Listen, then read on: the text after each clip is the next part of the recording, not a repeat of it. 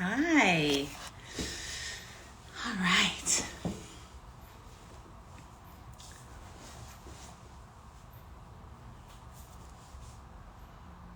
Give it a minute here as folks come on. Hello, hello.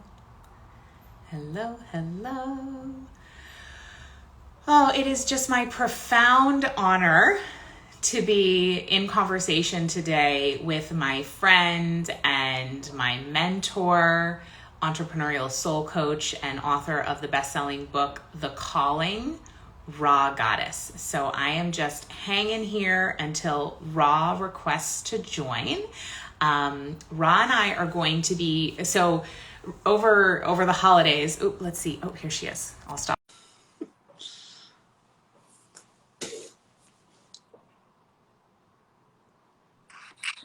Hi. I'm so happy to see you. I know, girl, right? Woo. Yeah. Thanks for being here. How you doing? Breathing, right? Like everybody else, hopefully. Yeah. Breathing and breathing deeply, right? Yeah. Yeah. And Well, grateful to be here. I'm so grateful you're here. When I woke up and I was reminded when I looked at my calendar that this was today, I was like, today is going to be a great day. Thank you, Regina, for being here. Hello. Okay, Rha. So I was just going to set the stage for this conversation. Rha and I have been in conversations many times about various things. And I want to say, I introduced you before, but for those who are new to Rha, she wrote this incredible book called The Calling, and Rha is working with you was really how I finally, 10 years into running my own business, finally got aligned with my purpose and stopped living adjacent to it and started living on it. And things have been much more powerful since that time. I can't necessarily say they've been easier, but they've been richer. And I'm so grateful. Real talk. Yeah. And every time I speak with you, I'm just reminded of some, divine universal truth that is such a gift. So thank you for being here. Thank you for being you. So over the holidays, I was getting texts from you, which was so sweet because you were reading Do Less. And do y'all see all the, and I have to tell you, I had to wash my book. Okay. Just real talk, real quick. I'm sorry, kid. I know I'm interrupting your flow, but I had to wash my book because I was like carrying it everywhere. That's funny. Okay. Sorry. That's funny. That's why we have wet wipes in our house for that reason. We are a diaper-free house now. Thank goodness both babies are out of diapers. But those little wet wipes are great for things like that. That is so funny. Okay.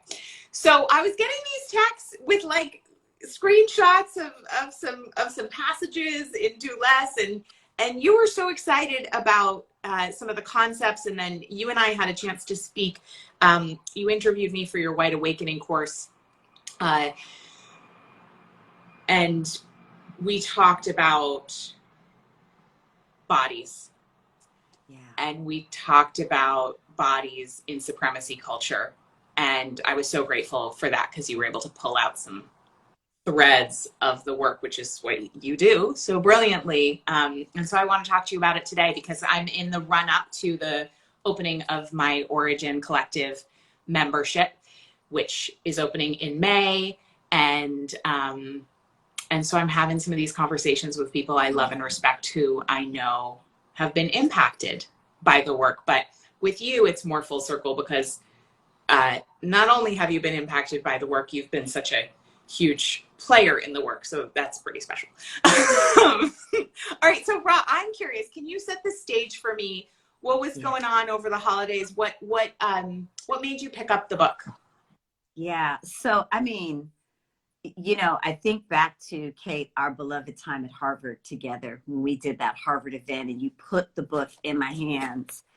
And we didn't have a chance to go deep because there was another agenda at the time, but I have been in a deep body of work in terms of just my own healing of trauma around hyperproductivity, hypervigilance, hyperachievement, right? Dr. Joy Decree talks a little bit about this in the context of her work, amazing work around post-traumatic slave syndrome. And I also want to give a shout out to Erica Chidi Cohen, who also talks about this whole idea of hyperproductivity and trauma. And I had already like kind of gotten to a place in my own healing work where I was like, okay, somehow you have to understand what it means to do less. And then literally you walked up 2 days later. And I was like, okay, God got jokes. I was like, the universe is funny. Okay. And I knew immediately, I was like, and it's funny, Kate, because it took me time to crack the book, but I swear to you, I slept with the book. The book was on my altar. The book was in my sacred space. I have a meditation couch. The book sat on my meditation couch. Like, it stayed prominent for me.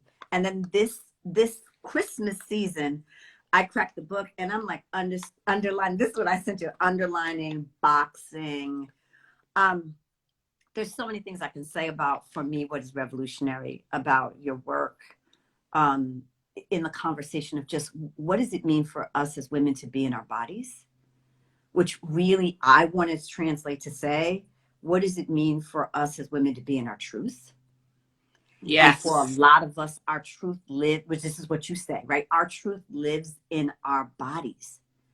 And so many of us have been forced out of our bodies because we live in a culture that would prefer us to be here, right? And not here. And as women, that's the kiss of death. I just want to say it out loud. That's the kiss of death, right? Our power is here. You know what I mean? And immediately, from the minute I opened the book, there you were, right? Like, we lead differently. We think differently. We orient differently. And for me, it was the combination of, what does it mean to be in your body? And how do we start to think about our work as being cyclical and aligning with the rhythms of life? That I was like okay. Okay, so going back to, you just said something which I wish I just like had a little, photocopier that I remember exactly. But I'm curious when you said, because our bodies are our truth, our bodies are our power. You said something like that. Yeah. And obviously, I totally agree. And I'm curious, for you hold space for a lot of people. I also know that in 2020, you received a call from Spirit that you were not expecting and that you were reluctant to answer. And I'm curious if you could talk about that experience, and what the truth feels like for you in your body. Because in such a disembodied culture, I think it's important to put language to what it feels like for those who are just remembering how to get back in there, which is all of us. Yeah. So yes, and this was in the context of the sacred pause and the intersecting pandemics, right, of what we're talking about, particularly around George Floyd. And there's so much obviously to say, especially given what we witnessed yesterday. But for me, I'll begin with saying that, like, even my practice of learning how to be in my body and listen to my body has been a combination of having a daily movement practice and a deep stillness practice. And for me, it was this combination of moving and then becoming still, or being still and then moving with what I heard, right? That enabled me to heighten my awareness and strengthen my listening.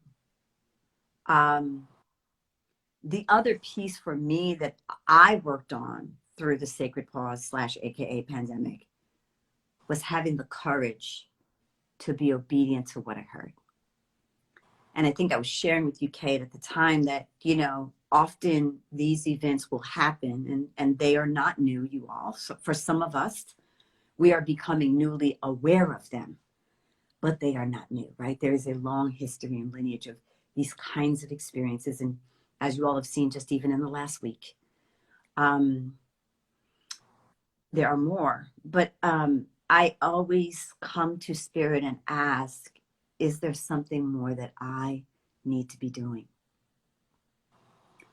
And typically Spirit says to me, no, continue the work. You're doing the work. It aligns. But this time, Spirit said, there is something else you need to do. And it was in reference to white men. And I love white men. You know, like I have white men in my, right, here we go. I have men in my life who I love, who embody as white and identify as white very, very deeply. I am married to a white identified male, important to say, right? Right off the bat. The Spirit said to me that your work is now with white men. Okay. And your work is to bring them home. And everything in my body said, hell no. Right? Like just real talk, y'all. Hell no. And then ultimately, like I really, when I said hell no, and then I was like, okay, say more. We are not going to get this done without everybody in the game and everybody invested. And I think my intuitive heart/gut realization of that was what caused me mentally and egoically to surrender. Mm. So it sounds like you heard the call in your body first in a certain way, and then your mind needed to catch up. Yes. Would you say that's accurate? Well said. Well said. Yeah. Yeah, because my mind was like, what? Yeah. So with a call that big, bringing white men home, one might think there's too much to do. How could I possibly, either how could I possibly get that done, or it's too big, it's so big, let me get to work and just like work 24/7, right? And PS, all the work you do is that big, so there's a lot of work to be done, right? So we know that. And I'm curious, as you've been doing the personal excavation around hyperproductivity and productivity as a trauma response, and then maybe even since the holiday break when you were doing the reading, what shifts have you made in the way you do your daily life or in the way you run your business so that you're not swallowed in the enormity of how much work there is to be done? Yeah, it's a phenomenal question. So my interior work has been and continues to be recognizing in the body, when am I coming from a trauma-based survival response versus when I'm coming from pure inspiration. Yeah. And finding that truth in my body as I ask the question, right? So having done the work to come to the awareness of this is what I need to understand. Where am I coming from? Am I coming from trauma and survival? Or am I coming from spirit and inspiration? And recalibrating my energy, right? Or saying, no, you got the green light. Let's lean in. My calendar is my guide here. And my calendar is what keeps me honest here. And I have my calendar color coded. So if I come into my calendar and I don't see a lot of green space, and green space represents for me my open time to dream, envision, think, get things done, complete things. And all the other colors represent the different meetings for the different initiatives and blah, blah. Y'all know. But my calendar is my practice ground right now. Yes. And my body feels into each day. Like, ooh, does this feel like a lot today? Or, ooh, does this feel like a lot this week? And if I'm ahead of the curve, I'm actually looking at my calendar, the Friday, I'm looking at my calendar for the next week in my conversation with Sweet Lillian, who is my assistant. And I'm going, next week feels heavy. Can we move? Blah, blah, blah, blah, blah, blah, blah, blah, blah, blah. Or I want to take 2 days. Can we work it out? But my calendar is the practice ground for me to stay in the truth of inspired work, God-guided work, as opposed to, oh my God, I got to solve racism in 3 days. Let's go, let's go. And that has been the work for me. Mm-hmm. Mm-hmm. That's why I talk about in our community that we are smashing the patriarchy with our planners. I mean, it's like really about your calendar. I love that you pointed that out because it's so mundane and divine all at the same time. All at the same time. Yeah. Yeah. Okay. What does it feel like in your body when you are moving from a survival instinct trauma response versus when you are in alignment with inspiration? Yeah. So the first thing I notice is, for me, my chest gets very, very tight. And there's a kind of anxiety or anxiousness, an immediate wanting to go do, to fix, to solve, to control, right? To protect, right? These are the things, these are the instincts that come up when I'm in survival. And I developed literally a mantra series that helps me recognize that that's what's happening and actually start to shift the energy. And so I come into my mantra, and that helps and supports my ability to be able to shift. When I'm in inspiration, it feels expansive. It's interesting because I feel a sense of urgency in the sense of like, ooh, I'm excited about this. But I don't feel like, okay, I have to get all of this done today, or I'm going to die, or the world is going to come to an end, or y'all fill in the blank. And it's interesting because holding a big vision, and this is something, Kate, that you know, this is something we talk about a lot, right? Holding a big vision, the automatic assumption is that that means that you have to move 27 things at one time.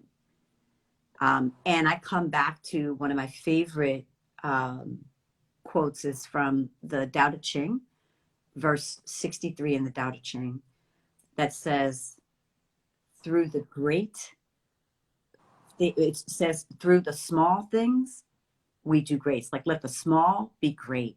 Let the few be many. And this idea that through the small things that we do, that the ripples lead to the bigger things. And that actually our visions start with the little micro decisions we make every single day. Yeah. It reminds me of one of my favorite quotes from Adrienne Marie Brown's book, Emergent Strategy. Small is big, small is all. Good. So good. Okay. So when it comes to some of those micro things, I'm curious. I have so many questions for you, but I'll ask this one. What are some of your, I'm working on a piece right now that's going to be out next week around our company's policies, because I've come up with a list of policies that we have for like company no policies. So we just always say no to these things. It just makes it so that I'm not answering so many things individually and I'm not exhausting my decision fatigue. And I'm curious for you, it's one of the things we're also working on in the No Challenge, which is leading up to the Origin opening. So if you're not signed up for the No Challenge, make sure you find out about that. What are some of the things that you pretty much have like a standard no to so that you can protect your green space on your calendar. Such a great thing. So literally, I've been in deep conversations with my team, and we revise our no criteria probably once every 6 to 8 weeks. Oh, that's so great. I just It's love a practice. that. Yeah, it's a practice. Because you all know this, as we grow and evolve, things that we felt like we were total yes for 2 months ago, we may be like, not so sure about that now. And for us, it is critical because it is my time. And so I've had deep conversations with my team about, listen, if you know that you have 2 hours of my time every week that you can deploy, I want you to use it well. Where can we make the greatest impact? You know what we're committed to. Where can we reach and touch the people who need us most? Where, you feel what I mean? Like, so there's that orientation, right? With Lillian, who is the goddess of my calendar and the gatekeeper of my calendar at the same time, I do talk about certain zones of the calendar that she can't touch, right? And it comes to this sort of standing there. No, so, I am a no for, I am a no for things where the agenda of whoever is asking is unclear. Like, if we don't understand what you're wanting to do in the world, and we're not clear about your having really thought through why I'm important to what you're wanting to do, we're a no. And for some people, it may be a not now, like let's get clear, do that work, come back, and Kate, I'm not going to say anything you don't know here, but sometimes people reach out to you and they're not really clear all the time. You know what I mean about what they're trying to do. And I don't want to be somebody's nice to have. Although it would be nice to have, Rha.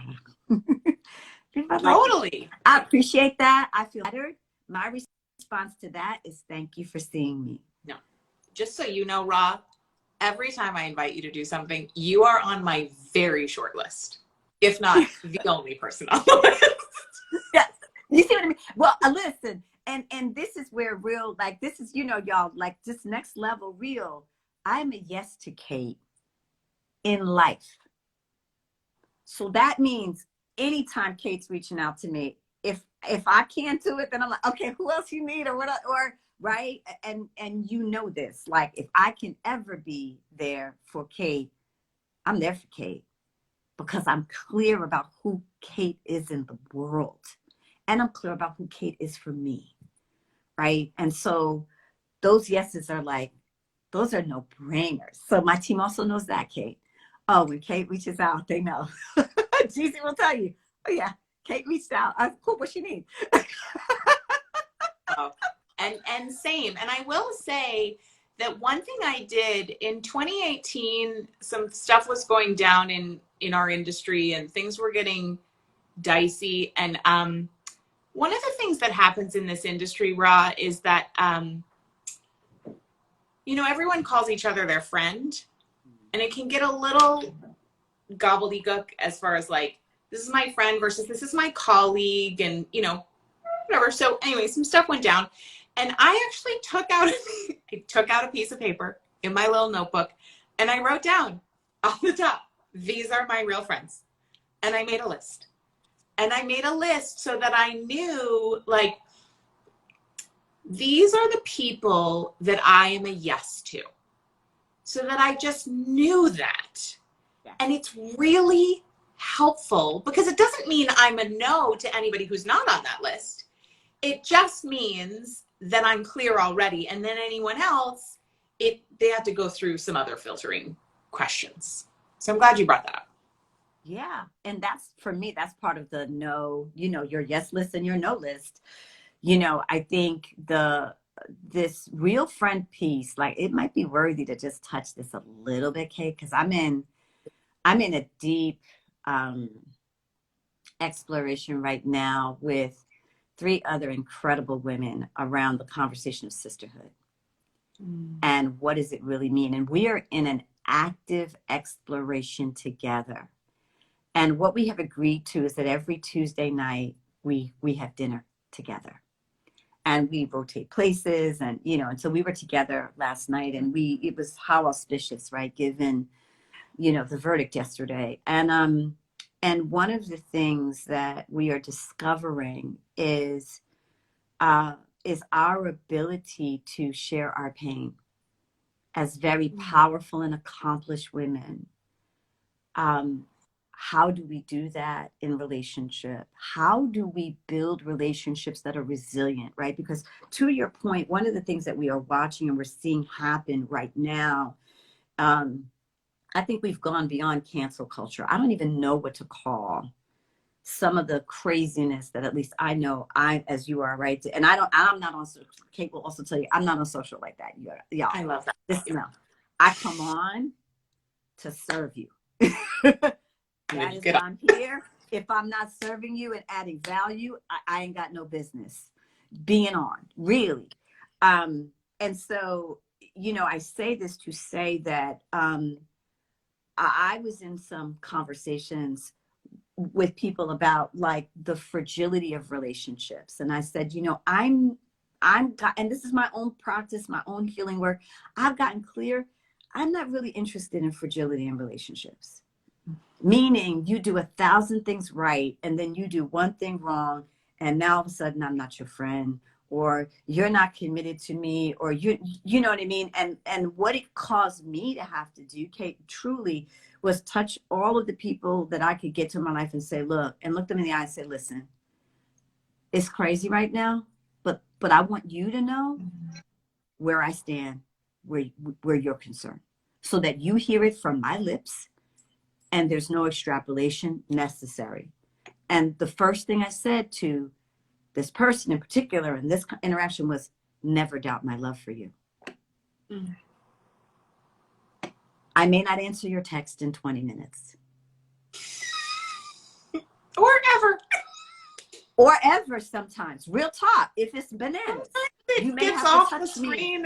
Look, you may have to touch me 2, 3, 4, 5 times. But the thing that you can't do, if you want to stay in a relationship with me, is doubt my love for you.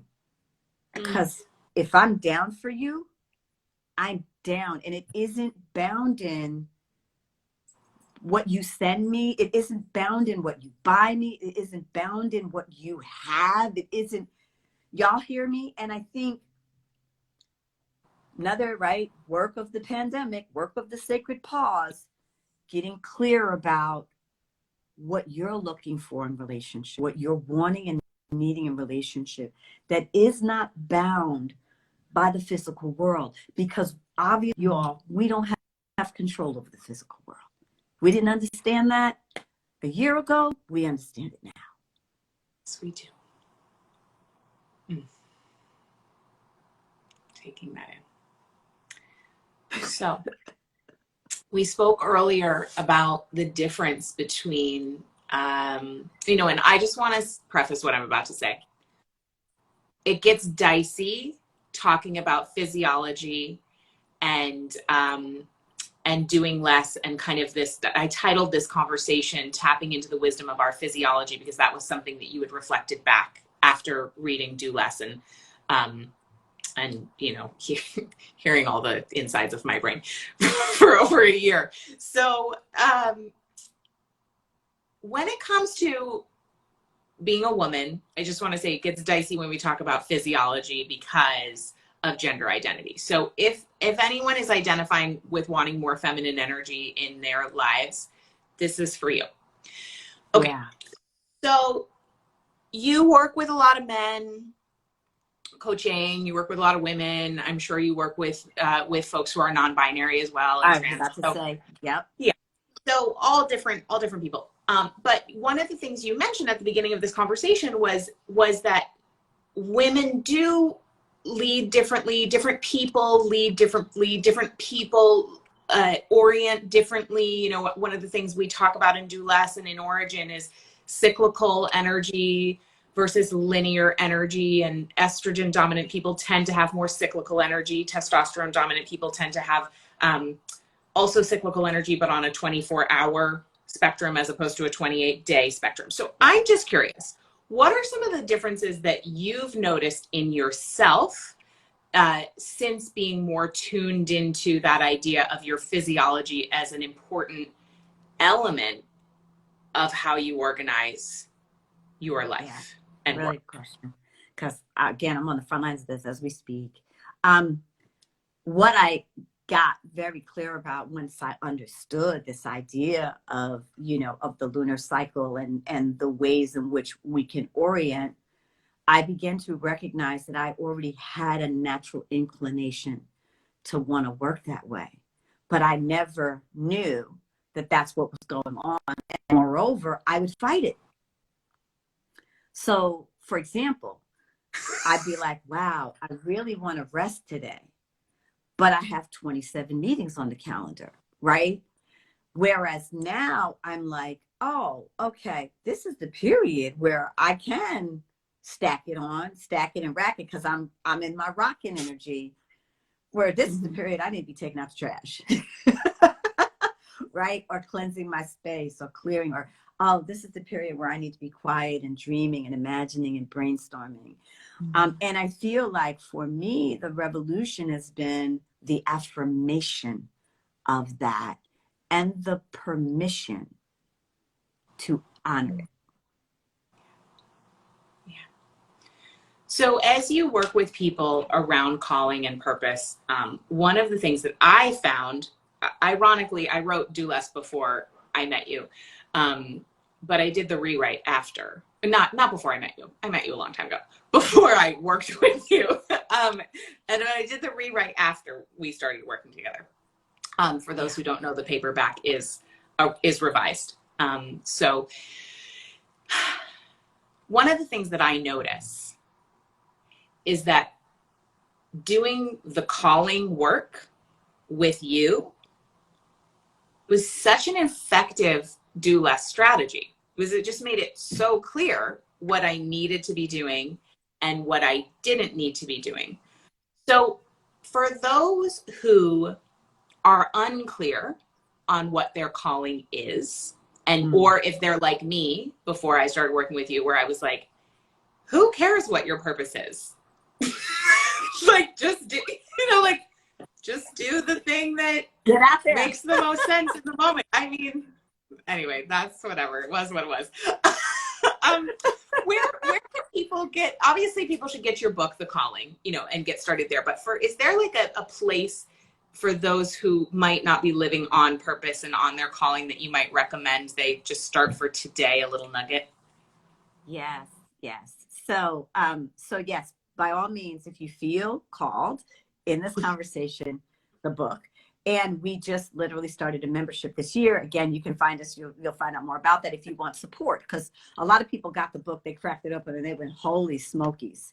Okay, can we talk? It's rich. So It's rich. Rha held nothing back. But the thing that I would say, and this is what I always say, Kate, when I get asked about this, is carve space to listen. Your body is always in dialogue with you. Your higher wisdom, which channels through your body, is always wanting to be in dialogue with you. And these are some of the best conversations you will ever have, right? It's kind of like, and I'm going to give you all an analogy that really I hope would drive this home. If you could have a standing lunch appointment with Oprah, you would make that shit. You would make it happen, because you would know, wow, that the quality of the conversation would be so high. Or Michelle Obama, or pick whoever is your icon. Bae, Gaga, come on. Look, the list is long, and it could be, right? When we start to think about all of the incredible, people there are out in the world, male or female, or non-gender conforming, right? All of the above. But the idea is, if you could engage in a single day, that would be the first thing you would be wanting to put on your calendar. and everything else would rock around that, right? You know what I mean? Like if Oprah called you and be like, look, can we just do a standing 12 o'clock every day? You'd be like, sure. And then you would just go on your calendar and do whatever you needed to do to make the room for that. Because you know it would be life-changing. You know it would be game-changing for you, no matter what you were trying to achieve in the world. That's the way I want you to think about the time and space I'm asking you to create, to be in deep communion with spirit, with source, with your body. Mm-hmm. Because if you're there, then the impulses of what you're being called to get stronger. The voices of guidance that help you navigate your day-to-day get louder, right? And you begin to develop a practice where you honor, oh, wow, this is my sacred time. This is my sacred space. And you also get to then start to learn how to actually affirm what comes through you. Real story, Kate. I have never met a person for whom we could not identify what their calling was. Right? And I say to people, sometimes your little c is the breadcrumb to your big C. And you're avoiding or not being willing to deal with the little c is what gets in the way of your ability to embrace, open up, and hold the big C, right? So the little c might be like, okay, call your mother and have a real conversation about what just went down and how you're feeling about that. And you're like walking around it, right? And my joke is for people who talk to me about being stuck, they dismiss the little stuff and procrastinate the big stuff. So ultimately you're not moving. So ultimately you feel stuck. And the truth is, if you honor the little stuff, nothing wrong with wherever you are, the little stuff takes you to the big stuff. Inevitably takes you to the big stuff. Mm-hmm. Time and space for you. Block it now. Yeah. And for me, I've always heard God, heard the voice of my soul through my body. So carving out time and space to be in my body is the same thing for me, and everybody's, I think, a little bit different there, but that's why I teach body first, business second, because our bodies are a tuning fork for the truth and for our power, to bring it back to what you said at the very beginning. Yeah, let's be clear. And the foundation for any successful business is your truth. Yes, it is. I think we will end it there because that is the perfect place to end. Thank you, Rha, so much. So for those who are listening and you want to get involved more with the Do Less methodology and learn, you can go to katenorthrup.com/know, get in on the No Challenge. Then you'll hear about Origin. Please do that now. And then Rha, how should people come and connect with you? So you can find me on all of the social channels at Rha Goddess, RHA. If you want to know more about the Calling membership, just reach out to us at hello@movethecrowd and say the Calling membership.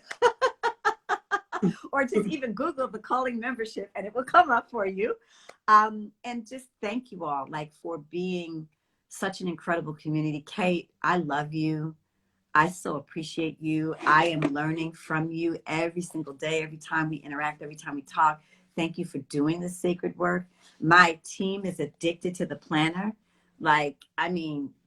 You have to retch it from their arms. Truly, if you talk to Jeezy and Marisol, they will tell you it's, so you are revolutionizing my team as well. So I just want to honor you for that and thank you for that and appreciate you for all that you are and all that you do. Thank you. I love you. I love you so much, Rha. And I want to note that this model, right? So one of the things that is also part of my calling is taking the patriarchy out of business. So patriarchy is one up, one down.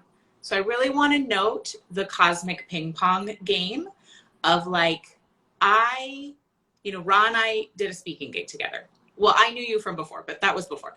But then Rha and I did a speaking gig together. And then I just, my soul was like, I must work with this woman. So then I became a coaching client of Rha's for a good 18 months.